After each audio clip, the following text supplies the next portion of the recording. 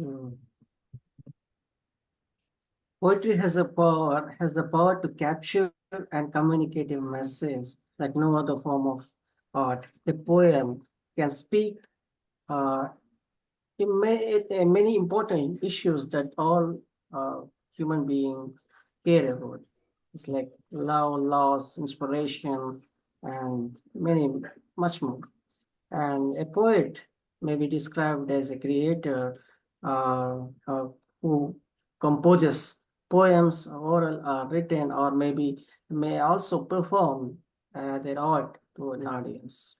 Welcome to the Fertile Brains, a place where a segment called Poets Talk About Poets. This program I started in the month of September and the honor of Jayanta Mahapatra, who passed away. And this is today is the eighth episode of the Poets Talk About Poets. This poet a segment basically highlights Indian language poets and their contribution towards society, and it's mainly to highlight the regional language poets and to talk about their achievements, their influence on the society, basically that is left. In the previous episode, we got to learn and know about Sita Kanta Mahapatra, uh, who was spoken by Dr. Mandira Ghosh and Ramdhari Singh Dinkar, talked by spoken about by Dr. Sanjila Sharma and Dr. M.S. Sadbir Chedda. Talked about Bhai Veer Singh, a Punjabi poet, and Dr. Lakshmi Shri Binaji talked about English poet Thoru Dutt. Today, our panel members we have Dr. Pushpalata Bhatt. Dr. Pushpalata Bhatt would be talking about Hira Singh Rana, Kumaon language, and Dr. Anita Nahal would be talking about the Indian English language poet Meena Alexander. Dr. Tangirala SreeLatha would be talking about a Telugu poet Gurram Jashuva. Dr. Gargi Saha would be talking about a Bengali poet Jibananda Das. I have with me retired professor of Sri Venkateswara College, Delhi University, Dr.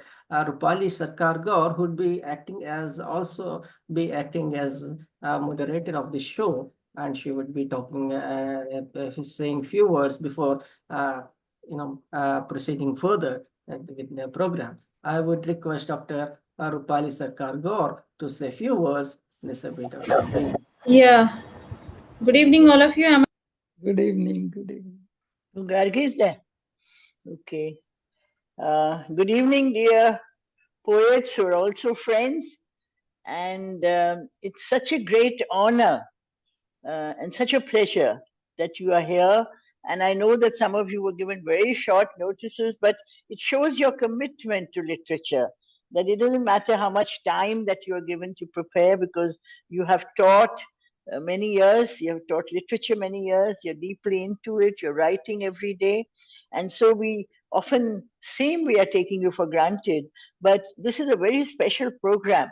It's very special because we want poets to speak of the great poets of this country, people we have stopped reading, people we've stopped listening to, and who have guided the destiny of this nation, and they've been writing for many years.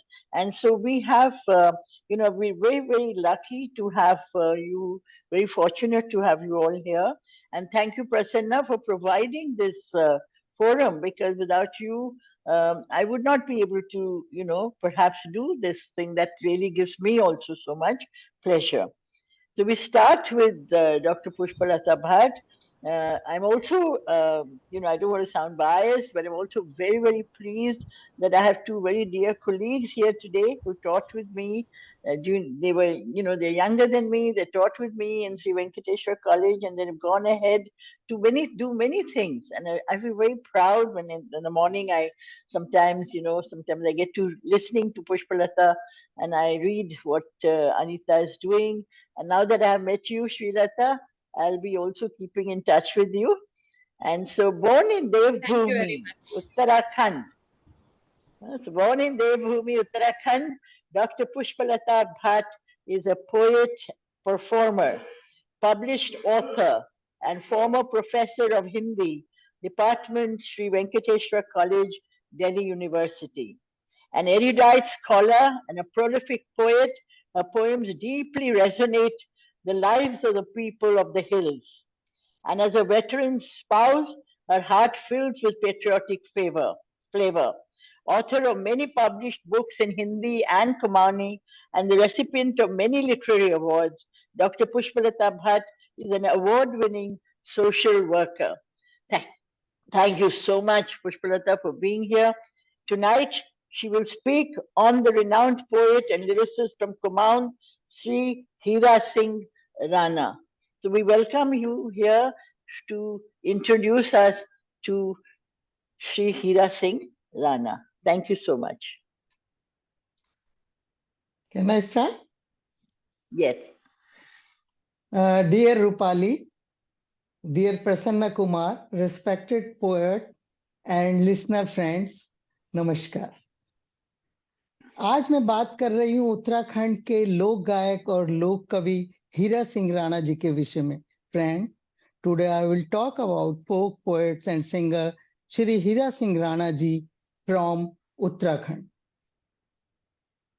Whenever we talk about Kumaoni folk songs, Hira Singh Rana ji's name is on the top. जब भी हम कुमाऊनी लोक गीतों की बात करेंगे, कुमाऊनी संस्कृति और कल्चर की बात करेंगे, तो हीरा सिंह राणा जी का नाम सबसे टॉप पर हम ले सकते हैं। उन्होंने पूरा अपना जो कल्चर है, कुमाऊं का कल्चर, उत्तराखंड का कल्चर, उसको बहुत ही डीपली, बहुत गहराई के साथ अपने गीतों में सहेजा है। तो I am not talking much, I will introduce him to your through his songs. मैं उनके गीतों के माध्यम से आपको उनको इंट्रोड्यूस कराऊंगी और तब आप उसको जान पाएंगे, क्योंकि समय बहुत कम है, only 50 minutes we have. So I will introduce him to through his songs. Uttarakhand के लोगों, उत्तराखंड जो देवभूमि उत्तराखंड, वहाँ सौंदर्य बहुत है, नेचुरल ब्यूटी बहुत ज्यादा है, लेकिन वहाँ का जीवन जो है, वहाँ की लाइफ जो है बहुत हार्ड है, बहुत संघर्ष करना पड़ता है, बहुत पेनफुल है। तो उस पीड़ा को, उस तकलीफ को, उस दर्द को उन्होंने अपने जो साहित्य है उसमें लिखा है। Keep threading the songs of tears in the thread of breath. एक मैं उनकी कविता सुना रही हूँ जिसमें उन्होंने अपनी तकलीफ को सांसों के जो डोरी है उसमें अपने गीतों को माला के रूप में पिरोया है। दिन, मैं उनके उसको थोड़ा गाकर बोलूंगी ताकि आप लोग सुन पाए। दिन आने जाने राया, हम बाटी के चाने रया, सासू का धागी माँ, आंसू का गीत पिराने रया। मीनिंग्स है, keep threading the songs of tears in the thread of breath. तो ये जो उनकी है, उन्होंने अपने जो सॉन्ग्स हैं वो बाहर से नहीं निकले, उनके दिल की गहराई से उनके जो सॉन्ग्स हैं वो निकले हैं, और उसमें वहां का दर्द, वहां की परेशानी, वो सब हमें दिखाई देता है। जो पहाड़ की स्त्रियां हैं, पहाड़ के जो जितना भी कल्चर है, जो भी सिस्टम है, वो वुमेन्स को लेकर, महिलाओं को लेकर है। वहां सारा श्रम, सारा परिश्रम महिलाओं के कंधों पर है।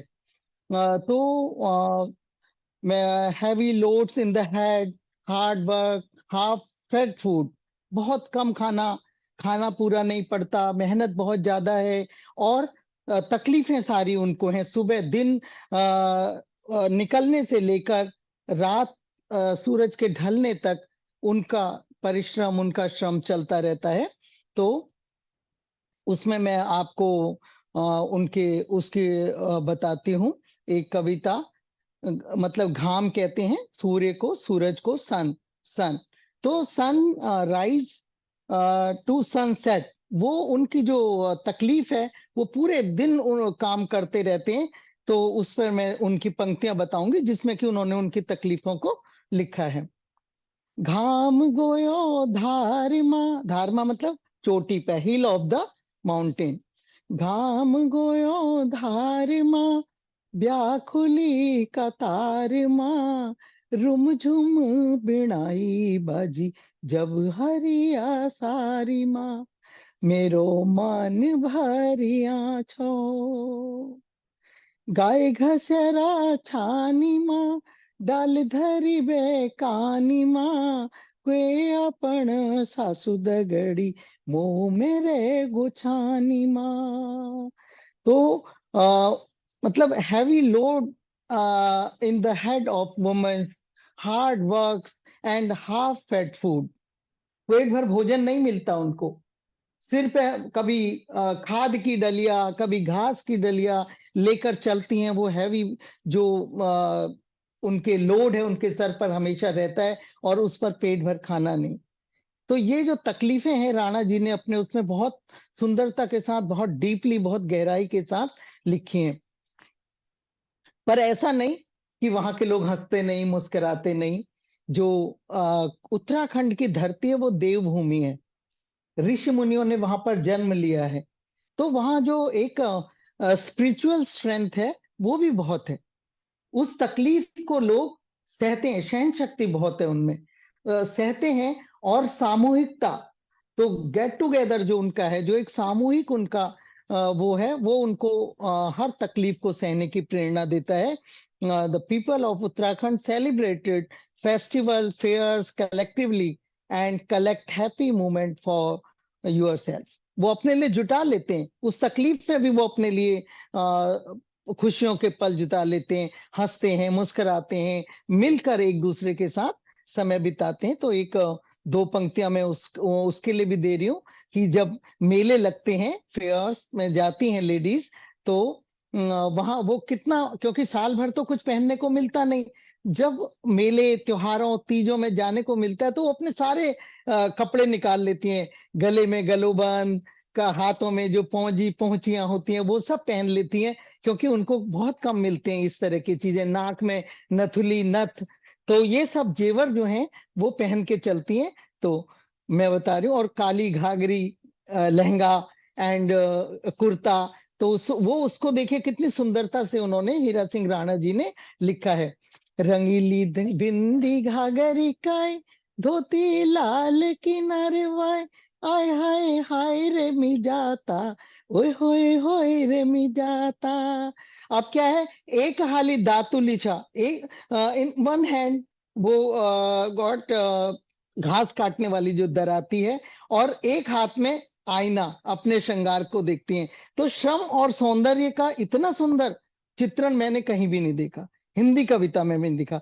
एक हाथ दातुल छा, एक हाथ ऐना, नौ पाटी घाघरी मती रेशमिया केना, आय हाय रे मी जाता, ओए होए होए रे मी जाता। तो ये जो सौंदर्य है, ये पहाड़ की नारी का, कि श्रम भी है और श्रृंगार भी है, दोनों का समन्वय वो करती है, उदास नहीं रहती वो। उस श्रम को वो अपनी नियति मानती है, और उसी के बीच में अपने लिए हंसी और उसके क्षण जुटा लेती है। मैं जल्दी जल्दी बोल रही हूँ क्योंकि समय कम है और मैं ज्यादा बताना चाहती हूँ। अब वीरता और शौर्य, ब्रेवरी, उसके लिए उत्तराखंड जाना जाता है।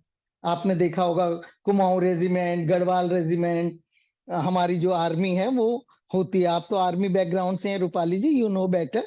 तो उसमें क्या है कि वो लाल बहादुर शास्त्री का जय जवान जय किसान, देखिए कवि की नजरों से वो भी नहीं छूटा। वो कहते हैं कि brothers sisters you play the field we go to the army. तुम प्लो करो, प्लो द फील्ड, तुम खेती करो और हम आर्मी में जाते हैं। तो वो कहते हैं दीदी मोतुली रे ददा मोतिया रे, जानू पलटन मा तुम खेत जोतिया रे। तो तुम खेत को जोतो और मैं पलटन में जाता हूँ। तो हर घर में, कुमाऊं के हर घर में, मतलब हर 2-3 घर के बाद एक सैनिक जरूर होता है, और वो देश की सेवा में तत्पर रहता है। इसीलिए कुमाऊं रेजिमेंट और ये बन गया है। अब हम देखते हैं कि जो सामाजिक विषमता, ठीक है ना, जो सोशियल इन इक्वेलिटी है, वो कितना ज्यादा वहां पर भी है कि गरीबी इतनी ज्यादा है, अभाव इतना ज्यादा है। कुछ ही लोग हैं जो जिनके हाथ में कलम मिलती है, अर्थात जिनको पढ़ाई का अवसर मिलता है, जिनको एजुकेशन का की अपॉर्चुनिटी मिलती है, वो बहुत कम लोग हैं। ज्यादातर लोग खेत में, खलिहान में, मट्टी खोदने में उनका बचपन बच्चों का बीतता है। तो कवि आंसू भर के उस उनकी तकलीफ को, उनकी पीड़ा को बताता है। वो कहता है, देखिए सुनिएगा, कि बच्चे स्कूल में जा रहे हैं, जैसे जो पक्षियों के बच्चे घोल में रहते हैं, नेस्ट में रहते हैं अपना। तो वो कहते हैं, और किसी के हाथ में बचपन से एक कुदाल आ जाती है, जो कि मट्टी खनते रहते हैं। तो देखिए, गाय ना स्कूल माँ जस पोथीला घोल माँ, कोई नानी उमरा बटी रही गोयो बोल माँ, लेकिन ननु ले पार्टी हो। तख्ती होती थी पहले लकड़ी की, जिसमें हम लिखते थे, तो उसे पार्टी बोलते हैं कुमाऊनी में। लेकिन ननु ले पार्टी हो, अपनी अपनी बाटी हो, काकी हाथा कलमा छरी कैले खनी माटी हो। तो जैसे कि someone got a pen and someone dug with dug the soil, कुछ के हाथ में कलम और कुछ मिट्टी खनते हैं। तो ये जो गरीबी वहां पर कराती है, बचपन देखने को नहीं मिलता, बचपन से ही जो बच्चे हैं, तो उसको लेखक ने बहुत ही खूबसूरती से किया। अब मैं समय होने जा रहा है, तो मैं अंतिम उस पे आती हूँ अपनी, कि बहुत बड़ी बात कही। संसार जो है वो पावरफुल लोग, जो राइजिंग पीपल होते हैं, उनको सैल्यूट करता है, ठीक है ना। Everyone worship the rising sun. जो गरीब है, जो कुचला हुआ है, उसको कोई नहीं करता। तो उसको सूरज, प्रकृति, नेचर को सिंबल बनाकर जो कवि है वो लिखते हैं कि चढ़ते सूर्य की पूजा सभी करते हैं। Everyone worship the rising sun. वो कहते हैं कि चढ़नी सूरज कणी अरघ चढ़ानी, बढ़नी, बढ़ते हुए पेड़ों को पानी पिलाते हैं, बढ़नी डायू कणी पानी प्यवानी। तो जो राइजिंग है, जो पावरफुल है, जो सोसाइटी में, उनको सैल्यूट करती है। जो आम गरीब तबके का लोग है, उनको कोई नहीं पूछता। तो इस तरह से जो हीरा सिंह राणा जी हैं, उन्होंने अपने उसमें जो पहाड़ की पीड़ा, पहाड़ की तकलीफ, पहाड़ के पेन्स को, उसमें वो पेन चाहे लेडीज का पेन है, उनका हार्ड वर्क है, उसको उन्होंने अपनी जो कविताएं हैं उसमें बहुत ब्यूटीफुली हमारे को दिया है। उसके बाद मैं बताती हूँ आपको कि जो गढ़वाल और कुमाऊं, कुछ लोग अभी कहते हैं, डिवाइड कर देते हैं कि गढ़वाली अलग हैं, कुमाऊनी अलग हैं, जबकि पूरा whole Uttarakhand same.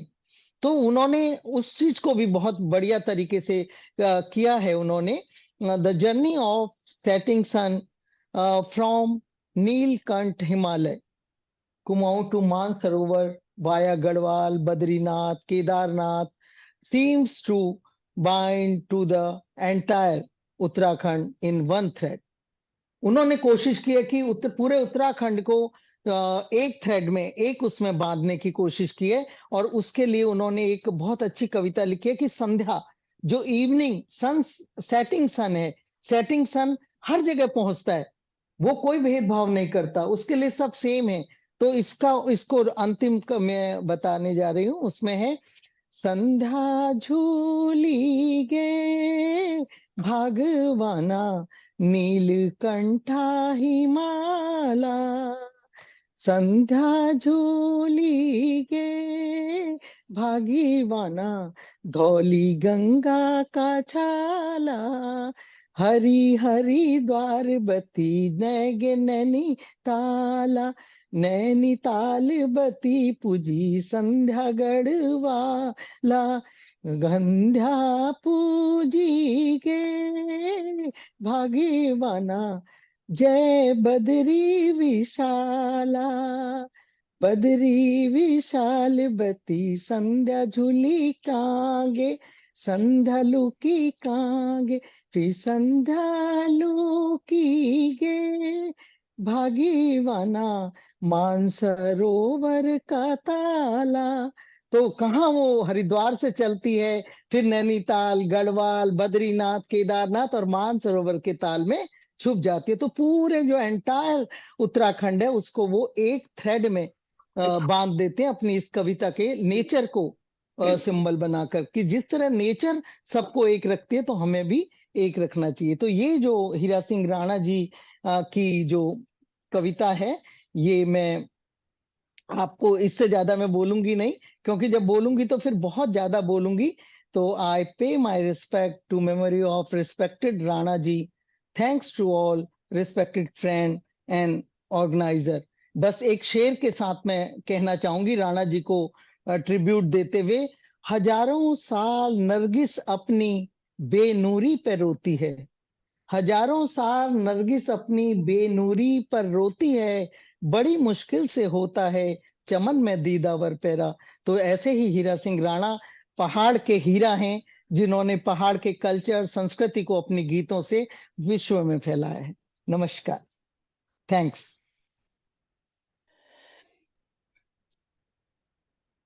Thank you so much, Pushpalata.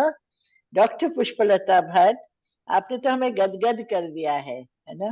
Thanks आप थैंक्स। कहाँ कहाँ ले गए, एक कवि के साथ आपने हमें कहाँ कहाँ ले गए, कैसे कैसे सोचों में डाल दिया सब कुछ। And from poverty to women's lives, to the beauty of the hills and mountains and the song. मैं तो वो करने वाली थी जो पहाड़ में नाचते हैं, thanks. and since I'm married to an Uttarakhandi, I know, that whole feeling comes so deeply inside me. But truly, truly, we are very thankful because this whole project, or this whole idea of having this program is, to be introduced to these poets, so that आपने जो हमें बताया हम अभी वो आगे ले जाएंगे, आगे पढ़ेंगे, आगे लोगों के साथ बातें करेंगे। We will tell people, हमने ये नाम सुना नहीं जैसे, मगर अभी हमारे I लिए will give you in writing articles, in yes, writing. yes, you are writing, and we can go ahead later on and have, maybe an hour's talk by each of you on Okay, these okay. poets, Oh, So there are thanks, things that we can do. Rupali. Thanks for giving me opportunity. My God, I've been chasing you for so long. And, I must confess that she said, "मैं हिंदी में बोलूंगी," मैंने कहा, "नहीं, Kumaoni." We are looking हाँ, for poets. We are looking for poets from the far corners of this country, from the northeast, I'm looking for tribal poets, and I'm looking for poets from various parts of this country, so that we become familiar with this land, after all. So thank you so much. God bless you. So we go on to our next thanks. poet, Prasanna. बताइए, है ना, आप boss हो, चलिए। Pushpalata Prasanna is ma'am, boss. Prasanna is Kumaoni boss.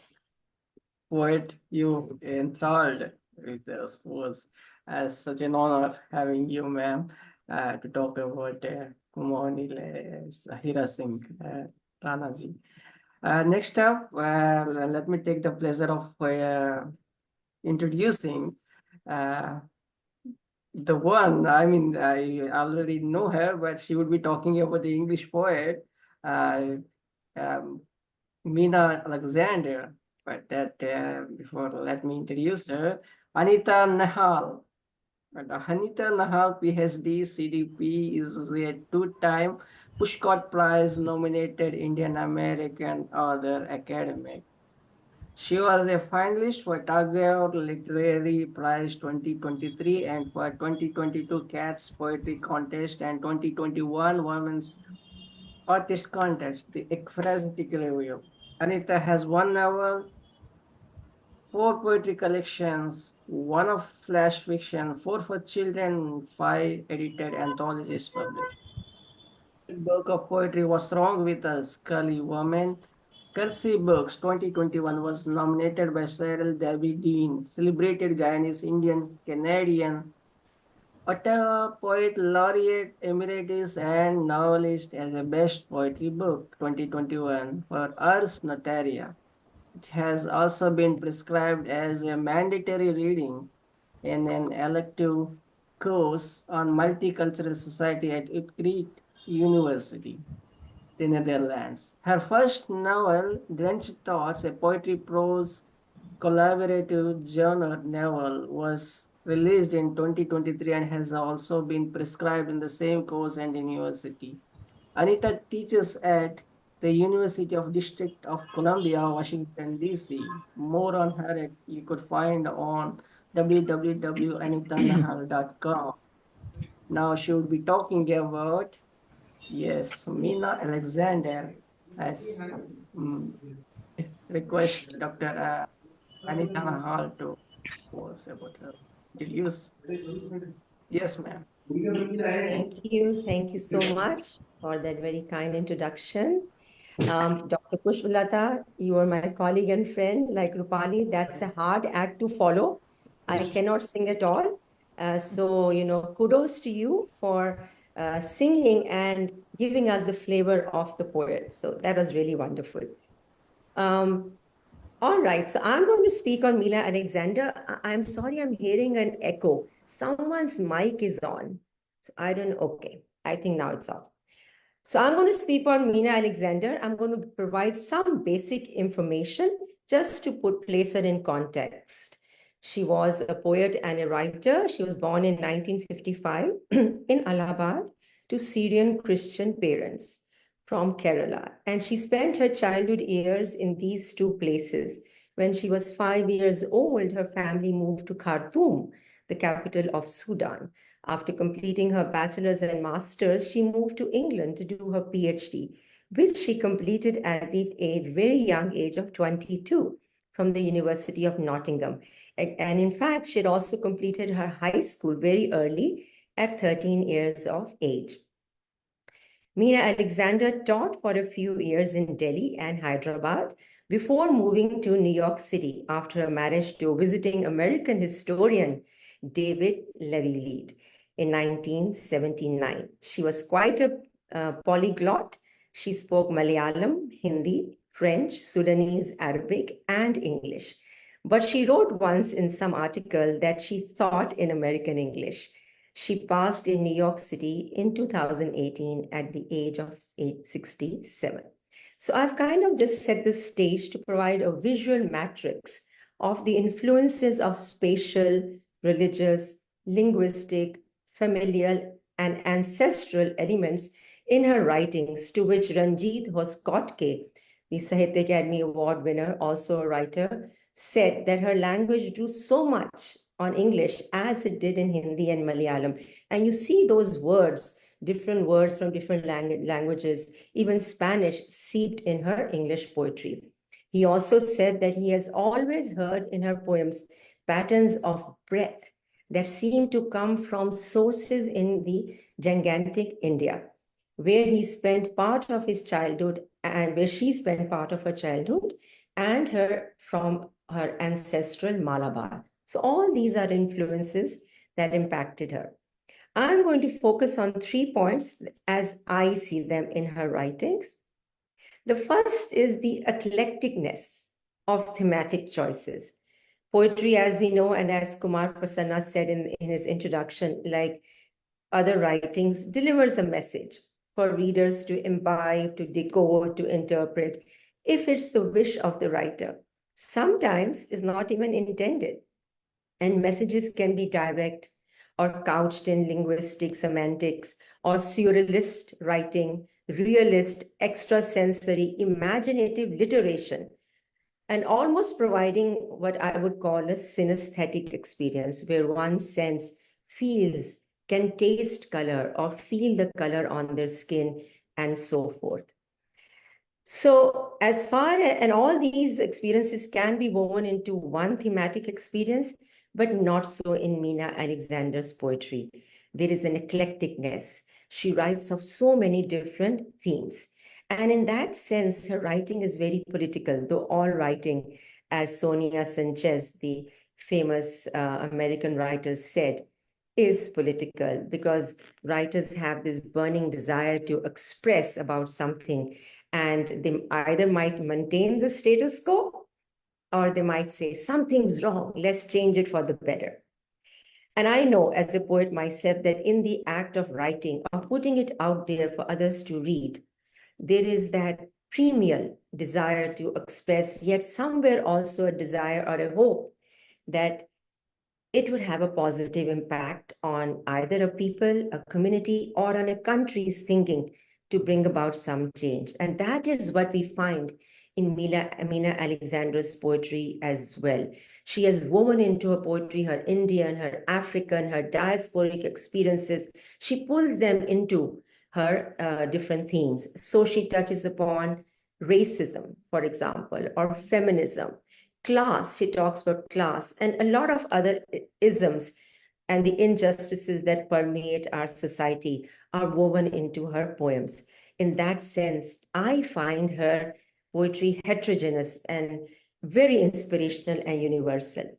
Let's take the poem Death of a Young Dalit, which is in memory of Rohit Vamula, who was a Dalit scholar who committed suicide when the University of Hyderabad stopped paying his monthly installment due to his involvement with the Ambedkar Students Association. So the poem goes, I'm only going to read a stanza or two from any of the poems that I'm mentioning. Trees are hoisted by their own shadows. Air pours in from the north, cold air, stacks of it. The room is struck into a green fever. Stained bed, book, scratched window pane. A 26-year-old man, plump boy face, sets pen to paper. My birth is my fatal accident. I can never recover from my childhood loneliness. Dark body, once cupped in a mother's arms, now in a house of dust. Not cipher, not scheme, for others to throttle and parse. Those hucksters and swindlers, purveyors of hot hate, casting him out, seeing stardust, throat first, he leapt, then hung, spread eagled in the air. The trees of January bore witness. It's a very, very sad and tragic poem that addresses the suicide of this young man. Or let us say her poem Crossroads, wherein she touches upon, in my understanding, on a number of themes: patriarchy, racism, class, maybe also alluding to widowhood, child marriages, prostitution, and even sati. You come, sari with blue border blowing, just as I saw you first, head bare. A sudden turn on asphalt, you reach out your arms, as if in a palash grove. Palash is a tree, palash grove, and call to me. And this tree is said to be the form of Agni, fire. And call to me, come over here. Sometimes the bleeding petals bring down a house, bring down a republic. Children are bought and sold for money. Ghee to burn her. 3 taka, 10 rupees. 1 taka, 1 rupee. Cloth to cover her with. Camphor for the burning. Bhang to make her drowsy. Turmeric, chandan. You halt at the crossroad, hair thrummed by a savage wind. Later, I try to follow marks of feet, touch cold cotton that lashed your flesh in place. The second point that I want to make is that I believe that folks who are product of a multitude of experiences, especially in childhood and growing years, have an inclination for expressing themselves in their writings or art or dance, theater, movies, in multi-layered and nuanced textual maps, so to say. Travel could be domestically within a country or abroad, or growing up in different countries and cities and cultural settings also greatly adds to the intersectionality of their own settings and happenings with those of others or that of others. And this is something to which writer Franz Johansson wrote very strongly about in his acclaimed book, The Medici Effect. So this is my second point. This is very true of Meena Alexander. She combines eco-poetry with history, with human existence, and spatiality with childhood nostalgia in her poems. For example, the poem Muse. I was young when you came to me. Each thing rings its turn. You sang in my ear, a slip of a thing, dressed like a covenant girl, white socks, shoes, dark blue pinafore, white blouse. And then she moves to another whole setting. In cloud cover, a jagged music pours, gash of sense, raw covenant, collapsed still in a gold-bound book, Pushtakam, Malayalam for book, Pushtakam pages parted, ink rubbed with mist, a bird might have dreamt its shadow there. Alphabets flicker and soar right in the light of all the languages you know the earth contains. You murmur in my ear, this is pure transport. So the use of the word transport in itself shows dispersion and movement. So therefore, the second point, to sum up the second point, there is a multi-dimensional element in Alexander's poetry, and which is propelled from her core experiences of living and traveling in different spaces and in places, including her marriage to an American, which brings her to New York City. And that brings me to my final and third point, which is diasporic experiences. Diaspora writers simply cannot escape writing about their implanted and rejected or left behind experiences. The adopted land comes to acquire an extraordinary connotation, which can be an ache inside and also a joy. Displacement, dispersion, relocation, even by choice, can leave distinct or subtle influences depending upon the personal trials and tribulations of a person, of course.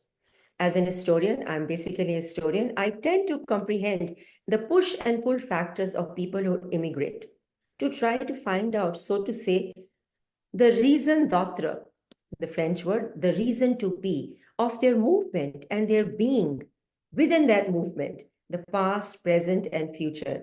And in Meena Alexander's writings, I find an indescribable sense of loss, either of her own movement from India to Africa to England, then back to India, and then the US finally, or through empathic relatability with the lived experience of others.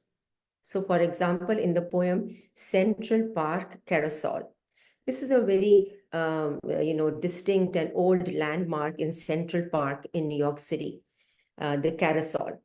So she takes that classic landmark and integrates it with the September 11 attacks on the World Trade Towers in New York City, plus the other attacks that very day on the Pentagon and in Pennsylvania. And she talks about the destruction of the towers and the loss. She doesn't directly talk about it, but alludes to the loss of almost 3,000 lives. But at the same time, she also alludes in that poem to her own coastal monsoon past. Therefore, this point of mine links it with the second point of mine of layered writings by those who move or who have multifaceted experiences, which links it to my first point of the eclecticness of themes. The poem goes like this. June already, it's your birth month. 9 months since the towers fell. I set olive twigs in my hair, torn from a tree in Central Park. I ride a painted horse, its mane a sullen wonder. I was raised, so here she's moving in the second stanza. I was raised to a sorrow song, short fires and stubble on a monsoon coast. The leaves in your cap are very green. The eyes you may never close. Somewhere you wrote despedida, which is farewell in Spanish. If I die, leave the balcony open. She tends to use green a lot. She is an eco poet, and I think it's a reference to nature. In this poem, the last sentence, if I die, leave the balcony open, could be a nod to her lack of belonging to one place, instead, her union with universal life and nature. To conclude just a little bit, reflecting back in 2009, on the first time she came to the US in the 1970s, Meena Alexander had written, there was a whole issue of racism that shocked me out of my wits. I never thought of myself as a person of color. I was normally the majority where I lived. As a diaspora writer myself, I too have felt the same about the minority, majority, and minority within minority experience in the US, or it could be anywhere in the world. She spoke about this in her book, The Shock of Arrival, Reflections on Post-Colonial Experience, written in 1996. I find similarly in the writings of Bharati Mukherjee, Jhumpa Lahiri, or say Shauna Singh Baldwin, Kiran Desai, and of course Salman Rushdie.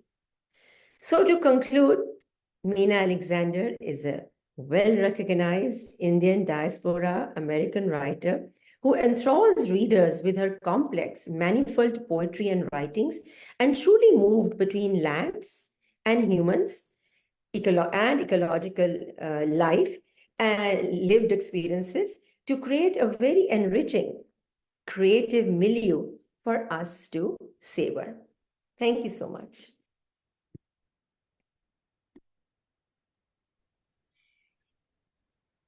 Thank you, Dr. Anita Nahal, for this very scholarly presentation on Meena Alexander. Many years ago, for the Sahitya Academy Journal, I had written and also made a presentation at their national seminar on women poets, Indian women poets, and I'd mentioned Meena Alexander. But when I did, I don't think I knew so much about her that you have been able to put across today. So, we're always learning. And this particular program, every time I hear you all, I feel that we are fulfilling our objectives, and we are coming to know poets. And which is very interesting. What you have talked about is that we tend to condemn people who go away to another country, but in the writing of poets, in the writing of stories that come from their narrative, we see the language of this country, the flavor of this country, the words from our mother tongue, they all appear in even what we're writing in English. We always have one poet, Indian English poet, in this program, even when we have Telugu and Tamil and Oriya and everything else. But we always have an Indian English poet, because I think that our poets who are writing in English, it's a language that is ours too. So it's been a wonderful introduction to Meena Alexander. And what has touched me a lot is, living there so far away in another country, the kind of feeling. I don't know how many people have written about Rohit Velumula. I don't know, because she has written so deeply about him. The kind of cruelty that is expended on the marginalized people in this country and continues to happen, appears in her poem. And that is such a great thing that you have been able to bring that out. Thank you so much. So we go, Thank anything you so anybody much. else wants to say? And connecting it to Pushpalata's songs, she took us to rural India in a sense, to the Pahar and to the rural women. And you took us to a very urban, an extremely urban poet. And so it's such a, I mean, I feel so joyful. And she's very, Thank you very so much, and joyful hats about off it. to you and Kumar Prasanna for organizing this forum. It's really an honor being here. Thank you so much. Thanks for coming and thanks for introducing my So our next poet is Gargi, isn't it? Okay, so shall I introduce her, Prasanna? Dr. Tangirala SreeLatha. Acha, she's the third person. Okay, fine. Gargi's last, all right. So would you do that?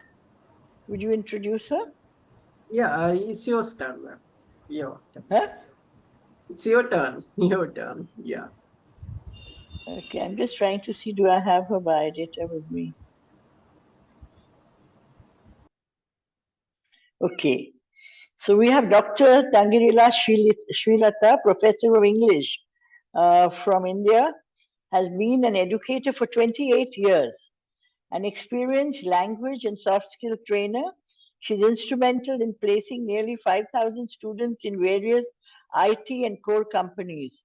She's a bilingual poet writing in Telugu and English, critic, short story writer, and translator. Her poems are widely anthologized in various national and international collections of repute and other e-journals. She received many awards and published two anthologies. In fact, she has a huge biodata.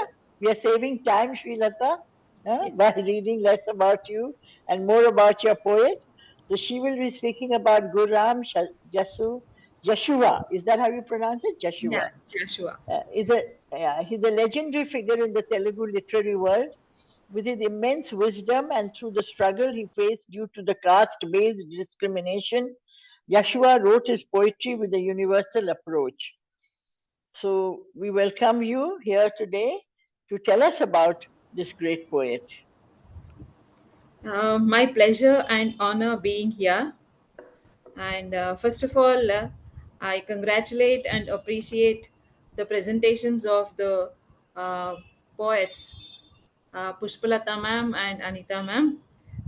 So thank you very much, Pushpalata ma'am. You really made me dance for your musical presentation. Thank you very much for that.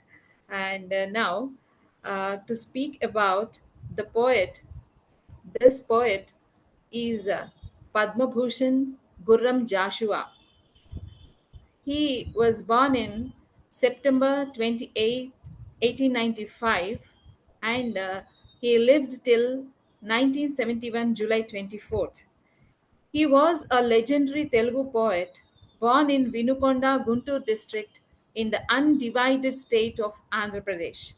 His immense wisdom and experience of caste based discrimination made him write poetry with universal approach. So his birth into a Christian family, which was almost aloof from the rest of the society, made him experience this kind of a humiliation. And hence, the subject of his poetry was humanity and rationalism. He linked himself to Karna of the Mahabharata. Here, we all know that Karna was also not allowed to participate in one of the competitions held along with the ruling class because he was from a common background. He belongs to an ordinary family. In the same way, Joshua feels that the same because he was once not allowed to read his poetry in the place of his birth, Vinukonda, along with the remaining poets. So that made him link himself with the experience of Karna from Mahabharata. And he condemned vehemently the discrimination and exploitation of any kind that was existing those days. He recommended social equality and universal brotherhood through his writings. He considered poverty, which taught him patience, and segregation, which taught him rebellion, as his two most influencing teachers. This is really so inspiring from his personality because those two big devils from whom he felt like he suffered a lot, he considered them as his teachers who taught him to be patient and to be rebellious when required, to voice out his feelings. So, this is really inspiring. I take this inspiration from his optimistic ideas. His famous works include Firdausi, Gabilam, Kandisikudu, Krottalokam, Nakatha, and the list is very big. And to observe the way he was felicitated, he was honored by the society, is completely different from the bitter experiences he had. Ubhaya Bhasha Pravina is one of the titles he had been honored with, means scholar of two languages, scholar of dual languages, Telugu and Sanskrit. A poet of the millennium and Kavi Kokila are the titles bestowed upon him for his timeless pieces of literary works. He got the prestigious Sahitya Academy Award in 1964, and the Andhra University honored him with the Kala Prapurna honorary doctorate as well. In 1970, 1 year before he left the world, the government of India also honored him with Padma Bhushan. So, such is his uniqueness and greatness as a poet. And now, to start with, I would like to focus more on one of his famous work, the poetic epic, which is called Gabilam. Gabilam is a Telugu word which means the bat. Okay, the bat which is seen moving only in the night. So it's a nocturnal being, always seen moving only in the night, in the darkness. So we will see how the poet is trying to express his frustration or whatever through this bird, the night bird, bat. To start with, I would like to use John Keats's words here, his lines. To quote John Keats's words, heard melodies are sweet, those unheard are sweeter. So these words actually give us an idea, according to John Keats's perception, that the voices which are unheard are sweeter. But this is completely in contrast to the idea that is presented here. That's why I wanted to bring these two lines as a reference to the unheard voices that the poet Jashuva is trying to speak here. His attempt in bringing to light the humiliation and suffering of the suppressed is a complete contrast to the idea conveyed by John Keats. Maybe for John Keats, unheard voices are sweeter, but here I feel the unheard voices which Joshua is trying to bring to light are not sweet. Okay, so Joshua's depiction of the condition of the downtrodden drives home the idea that the voices unheard are bitter, not sweeter. The so called high caste people branded a particular society in the particular section of the society as untouchables. The poet's confrontation of alienation and other hardships at personal level made his determination stronger to continue writing revolutionary poetry and take the challenge that is thrown from the society. So, the challenge that was thrown from the society is not like he was not allowed to present his ideas, his works, but he took it as a challenge and he rose from ashes. The resistance the poet confronted from various corners of the society did not deter him from writing marvelous poetry, making segregation and protests against untouchability as the main themes. But very surprisingly, in spite of the inhuman treatment which he received since his childhood, he drew greatest inspiration from Hinduism, Hindu mythology, and also the epics. This speaks the poet's broad outlook, and the references he made in various pieces of art reveal his right understanding of the different religions with all their limitations and deep rooted superstitions, of course. Now, the poet's desperation in making poetry as a comfortable vehicle to journey smoothly into the reader's mind is truly appreciable. Here, these lines, though his sensitive heart ached with prolonged numbness at the treatment of the contemporary high caste poets, the brilliance of his poetry shone through consistently against the feeble attempts of the society to shun it. To quote his lines, seeing my plight, even mountains melt. their tears forming into streams perennial, but not one drop of tear will roll down the eyes of my countrymen. So this shows his pathetic condition and how he feels nature itself is lamenting for the suppression one section of the society has been encountering. Apart from such experiences, the poet received great acclaim and accolades from many, many poet scholars. And one such example is Chellapilla Venkata Shastri. He is one of the Tirupati Venkata Kavulu duo. That great man, of course, in terms of his scholarliness and also in terms of the so called high caste poet, he touched this untouchable man's feet to adorn his ankle with the Gandapenderam. Gandapenderam is nothing but a golden anklet like, which is worn to a poet's feet or his ankle as a form of honor. So the scholar poet Shastri, he proclaimed that he was honored to have touched the feet of a great poet. So scholarliness or knowledge or art has no discrimination, be it religion, be it caste, region, or whatever. Thus, we can see the masterpiece Joshua's Gabilam, where a bat is made his messenger. So if we examine this particular concept of making bat as his messenger, is based on Kalidasa's Meghadutam. Though it is not based, we can't say it is based on that, but it is modeled exactly like Kalidasa's Meghadutam, which means a cloud messenger. So, in Kalidasa's work, Yaksha is one of the angel who was serving the god of wealth Kubera. But he is sentenced to 1 year of separation from his beloved for the lapse he caused him in attending his master on time. So, unbearable to bear this separation, Yaksha communicates the pangs of his separation with his beloved to a cloud which he considers his messenger. See here, Joshua's Gabilam deals with hunger, suppression, and prejudices.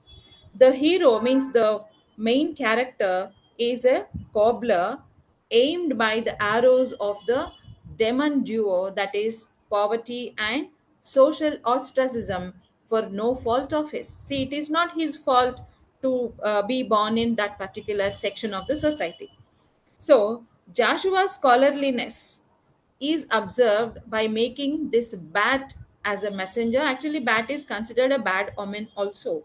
But still, he made this as a messenger, and in contrast to the superior pedigree metaphorical cloud of the Kalidasa. So the bat, a dark and ugly bird, which is considered a bad omen, is thus suitable to the plight of the untouchable. His choicest use of bat as a weapon to bring out a social awakening among the untouchables and exhort them to question and challenge those who despise them is highly striking and tremendously stunning. So, the effect a bat has on the readers is obviously different from the other beautiful images like a swan or a cloud being used by Kalidasa and many other writers. But here, the bat had its own impact. So, the bat and the untouchable are unwelcome to certain places, and the inability of the people to listen and respond to the bat's voice speaks about the real voice is unheard here in this particular concept. So if I quote the words of Joshua, he's talking to the bat and he's asking the bat to convey his uh, pathetic situation. Your role as my messenger will be hailed as that of celebrated cloud of Kalidasa. People who worship stones and mud cannot recognize the talent of a living untouchable. The vision of the poet in making bat as his messenger is very clear, that it is symbolic of evil for most of the people. Its presence or arrival into a house is never accepted, and it is not even taken casually. So bats are nocturnal always, which are active during nights and move only in darkness.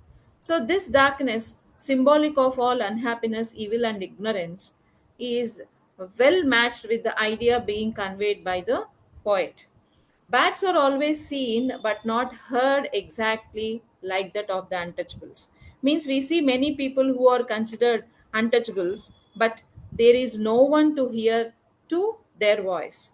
So, again, to quote the poet, a unique creature you are, part animal, part bird. A bad omen you are considered. Poor am I, but pure of heart. Such reservations I have none. Take thee, my message to God, and relieve me of my anguish. So here he is asking Bat to go to God and uh, convey all his sorrow, difficulties, and everything. So, why and how a bat is expected to go near God? Even this point is so thought provoking. Here, the poet chooses a bat as a suitable messenger to God to explain his predicament to him. His heart gladdens at the sight of the devilish bat. His imagination runs riot, kindling new hopes in the mind. The Daridra Narayana, see this, the term Daridra Narayana itself says God is with everyone whom some people consider as Daridra, means without richness, without any riches. So this person requested the bat who has been visiting him in his poor hut to go to a temple which is nearby his place in means feeling that it is the Kasi Vishwanatha and the Visalakshi Annapurna, he wants them to listen to his plight. So he asks the bat, and he asks it to go and convey his plight to them. Welcome to thee, O Queen of Bats. Sacred temples you dwell in. Your head down meditation augurs well to the temples. You get respect denied to the untouchables. So he feels a sense of trust and distrust on the bat and the high caste priest. He trusts the bat more, but he won't trust the high caste priest because a bat can go and sit above the head of the god in the temple during nights when nobody is there. And that is why he feels when the priest is also not near the god, okay, please at that time you tell him how I have been suffering.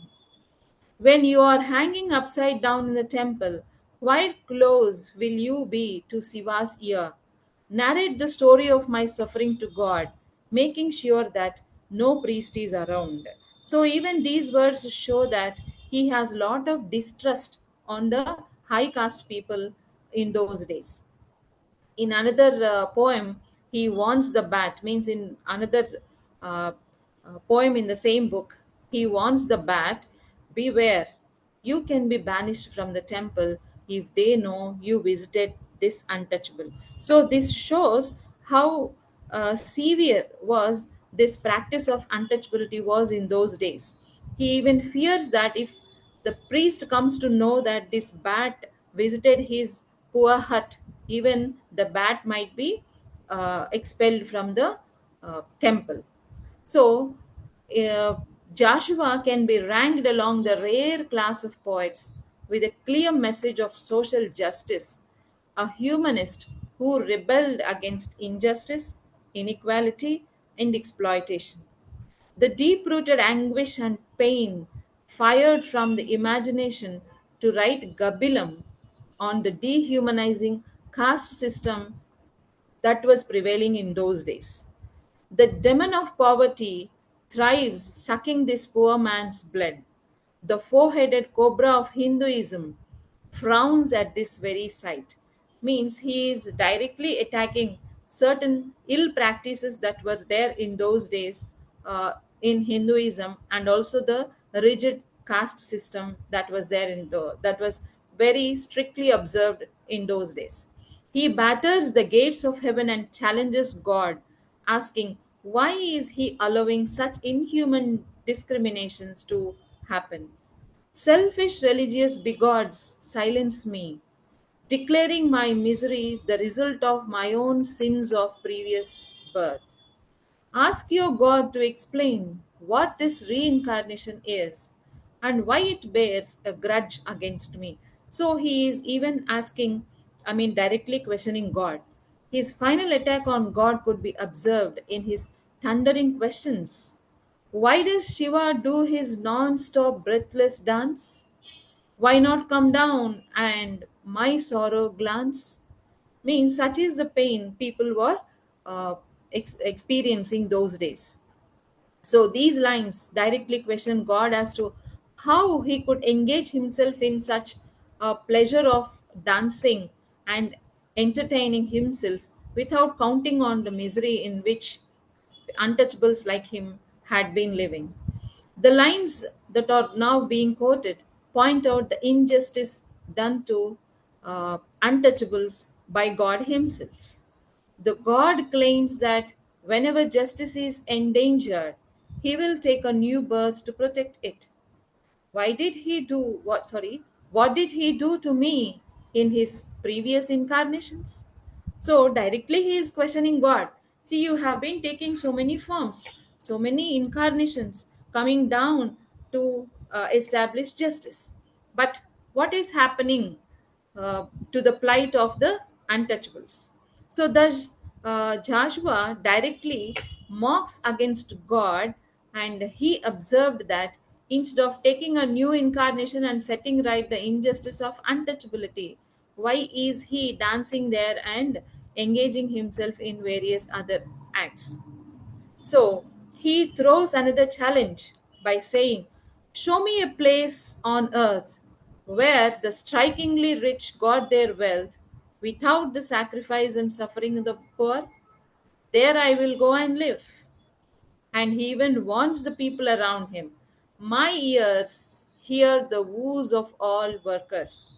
My pen condemns all exploitation. I deem it my task to expose the misdeeds of men in power. So he is very, very straightforward and also courageous to throw this question directly to the society.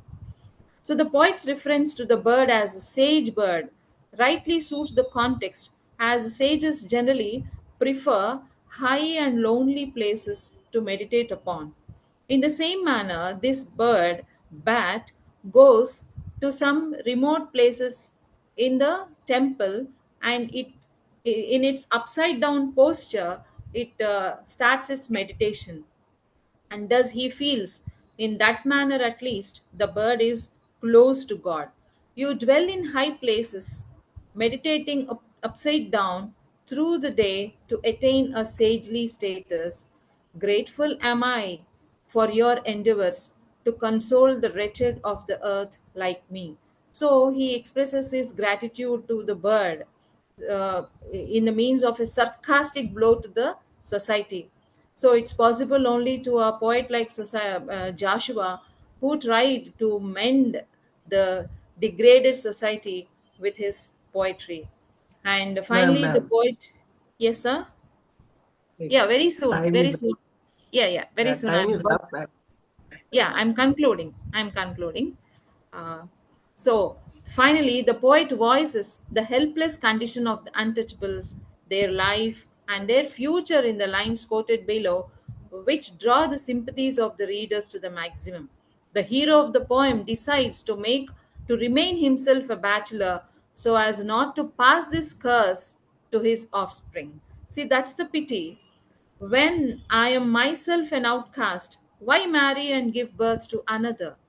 What need for a wife for one so deprived? So he chooses to remain unwed. So one can clearly understand the impact the society caused on a particular section as untouchables, and the pain they suffered is truly brought to light by poets like Joshua. So thank you very much, though there is much more to share. This is really so touching to me. Actually, I prepared a paper and presented it in one of the conferences, which was applauded and received very well. And I'm really thankful to, of course, the poet Jashuva, and now our brother Kumar Prasanna, and Rupali ma'am, who has been encouraging all of us. Thank you very much for your patient hearing. Thank Well, you. thank you, SreeLatha. It's a pity that the time is short for this kind of thing, but uh, what we see is that the poets we are hearing today, poets must speak up. If Yeah, true. poets don't speak up, if poets don't express their angst, if poets don't speak up the sorrows and the disempowerment, who is going to do it? Recently, I wrote a poem saying that I'm a frightened poet. Today, you get arrested, and earlier also, writers and poets have always gone to jail. Yeah. So many of us may go, but the courage with which these people have written is something that we must emulate. So we go on to our next poet, uh, Prasanna. You will introduce her, Yes. Dr. Gargi Uh, Saha. Thank you for elaborate, presentation of and description of this Gurram Joshua, Gurram Swagabilam, SreeLatha ma'am. Thank you for coming and thank you for Thank you very much, all your of you, once again. Thank you. uh, our next panel member would be discussing, presenting about a Bengali poet, Jibananda Das, writer, novelist, and essayist, who is often acknowledged as a premier poet of Bengali literature after Rabindranath Tagore. His poetry is deeply entwined with the flora and fauna of Bengal, and after he dies, he wishes to return to Bengal. That's what he mentioned. Uh, take the pleasure of inviting and introducing our next panel member, and she's our part of our team, Dr. Gargi Saha. Dr. Gargi Saha is a poet, author, motivational speaker. She has been writing poetry from and has had an affinity for penning poems since her childhood and has pursued her academics in literature and linguistics from prestigious universities. She has been featured in national and international journals like Crit, and Contemporary Vibes, etc. Her first poetry book collection, The Muse in My Salad Days, was published in her maiden days, which was widely reviewed and acclaimed. Letters to Him, her second poem book, is about metaphysical and rhetorical questions to God, honored by the Excellence in World Poetry Award in 2010, the Rabindranath Tagore Memorial Award, and India Independence Day Award for Poetry in 2022. Today she would be talking about Jibananda Das. Welcome, Dr. Uh, Gargi Saha.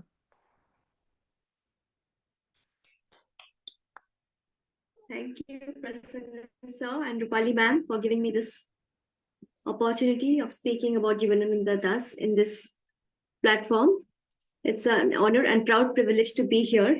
I would like to congratulate SreeLatha ma'am for throwing light on Bhatt, who serves as a messenger to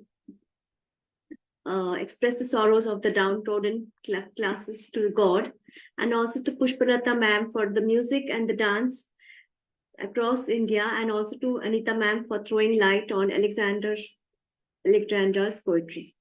Today I would be speaking about Jibananda Das. First, a little biography about him. Jibananda Das was born in Barishal to a Vaidya Brahmin family on February 17, 1899. His father was a schoolmaster, essayist, magazine publisher, and founder-editor of Brahmo Bodhi, a journal of the Brahmo Samaj dedicated to the exploration of various social issues. His mother was a poet and author of a famous poem called Adosho Chele, the Idle Boy. Jibananda was the eldest son of his parents and was called by the nickname Milu. A younger brother, Ashokananda Das, was born in 1908 and a sister called Sucharita in 1915. Jibananda Das's school life passed relatively uneventfully. In 1915, he completed his matriculation examination from Brojomohon, obtaining a first division. He repeated the feat 2 years later when he passed the intermediate exams from Brojomohon College. Jibananda enrolled in the Presidency College and studied English literature and graduated with a BA Honours degree in 1919. In the same year, his first poem appeared in print in the Boishak issue of the journal Brahmo Bodhi.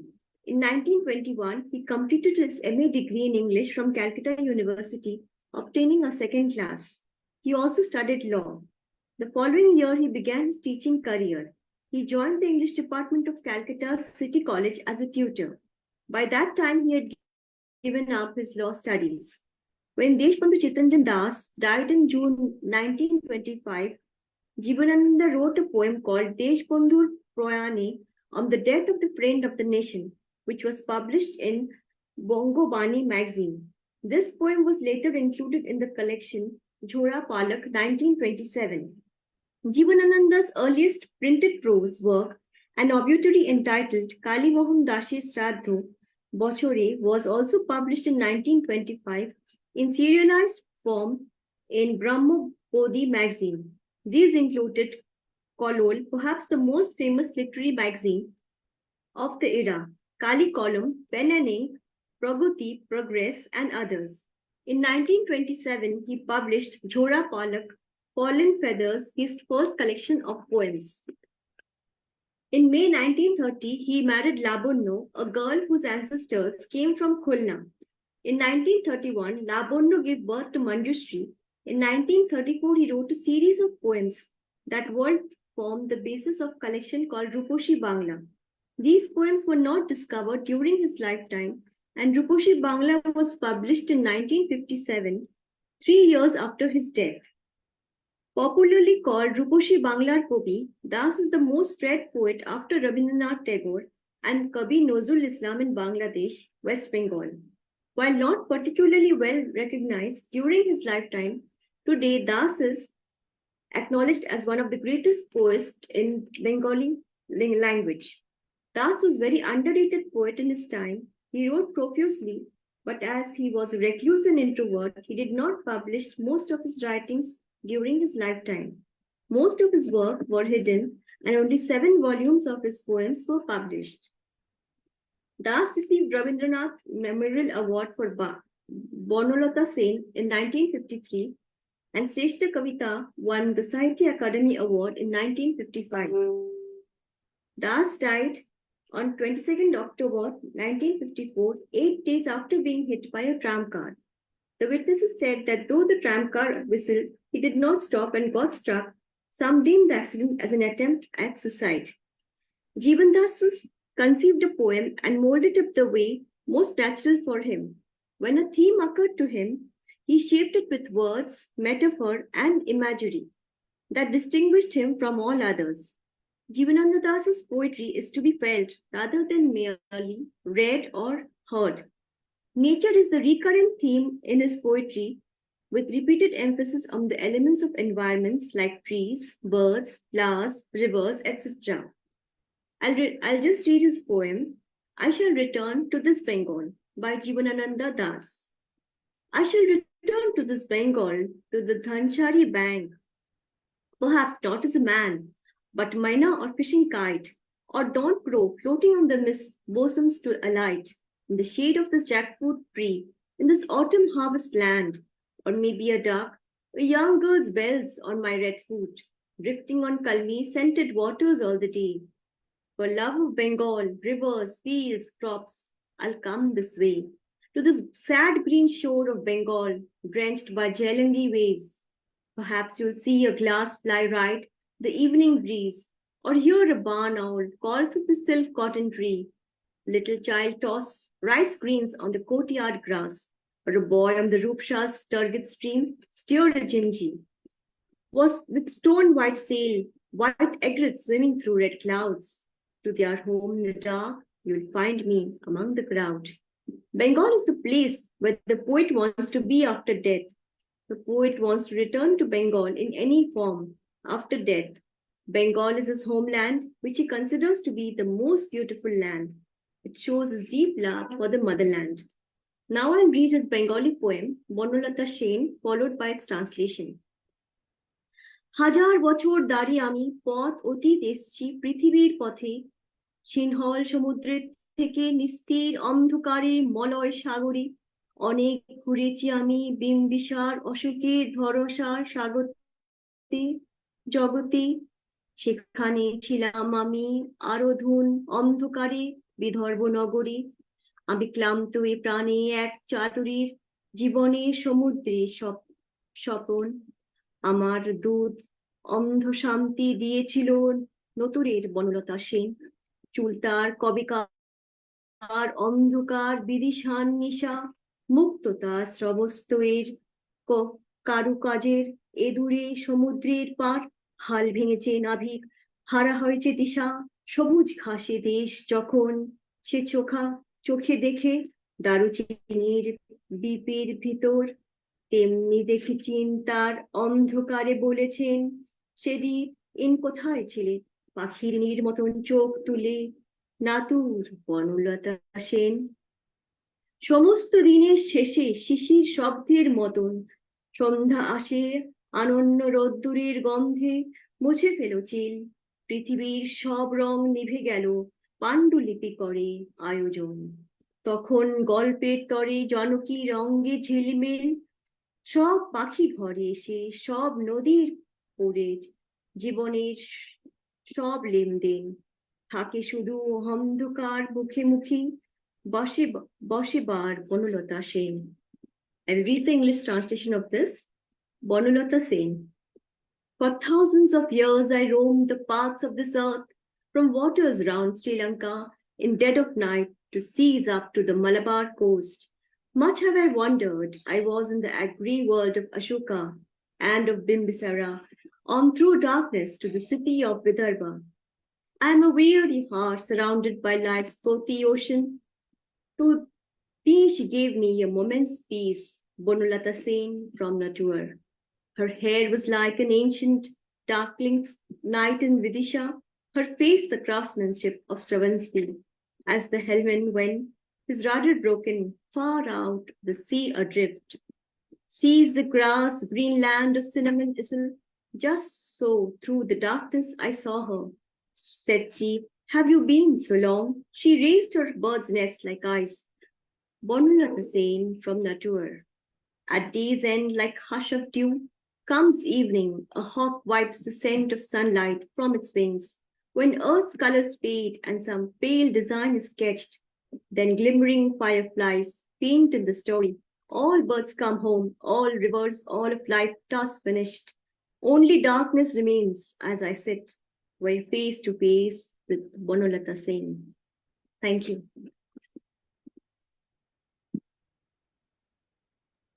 Thank you, ma'am.